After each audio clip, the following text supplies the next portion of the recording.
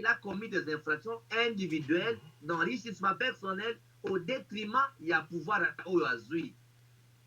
Babegango, la faute est détachable. Donc, il est responsable pénalement de répondre de ses actes. Il y a les actes que Vital a posés n'engagent pas, sur le plan de la procédure, Mokozinayo Aza, président de la République.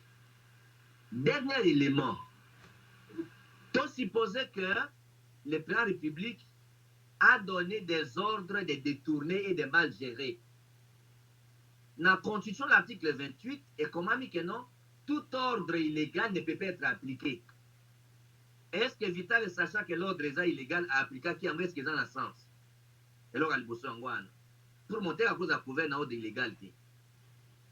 Troisième version, à supposer que le président a participé dans l'infraction.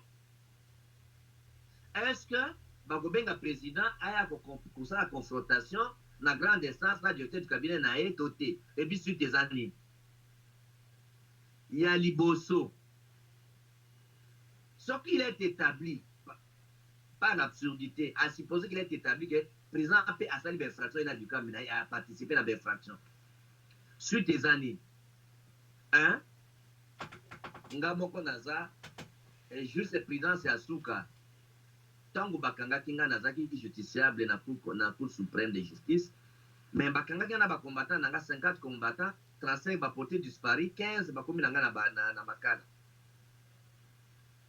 Ngaba même bakanga biso les mêmes jours pour na même dossier pour na même affaire ba kosala kinga mais ngaba sami singa na cour suprême. Mais 15 combattants nanga ba komaki au-delà 35 bungaki 15 combattants ba sambisi bango na grande instance na makala. Donc bako kabula engi koloba ke non Vital le dossier nae ekosila même si on présente ça qui est infraction nae bako arrêter procédé bako sambisi tina suka soko présente ça qui est infraction dossier nae ekofungwa makaka na cour constitutionnelle kuna la cour constitutionnelle ce qui est tali qu'il faut pas sambisa ye bako sambisa ça kuna. Alors mais condition ni ba sambisa président de la République na droit congolais.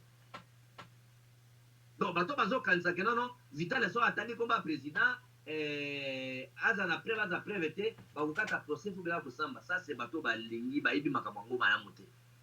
So atandi comme président à cette infraction, à côté sa participation à président d'infraction ana, de ce dossier salami, mutako fungula dossier ko sa président, ils ont la cour constitutionnelle par la procureure générale et la cour constitutionnelle.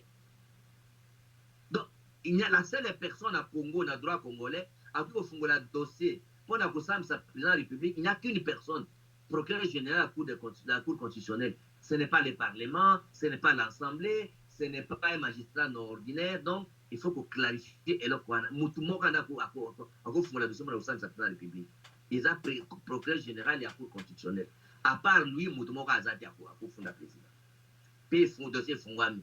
À cause de la plainte, pour le dossier Fungwami, il faut que Moutuana. À supposer maintenant que Moutuana a fungoli dossier, président a sali d'infraction. Loi Mibeko Amboke Lobini. Mibeko Amboke Lobi que